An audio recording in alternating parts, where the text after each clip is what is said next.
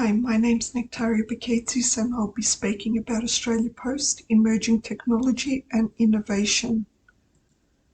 Australia Post are interested in data to assist with improving the delivery experience. The data provides important information to help the organisation understand what works and what does not work when it comes to delivering parcels to the customers.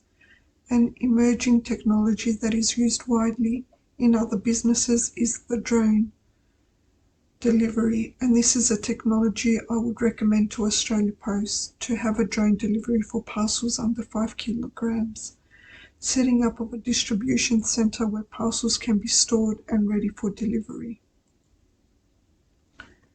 The drones will be for commercial use and strong enough to carry 5 kilogram parcels. The drones are controlled and monitored to deliver parcels to customers in an efficient and safe manner. This potential service will cut down on wait times. Customers are requiring the deliveries at a faster rate, with e-commerce rising up to 57% in 2020.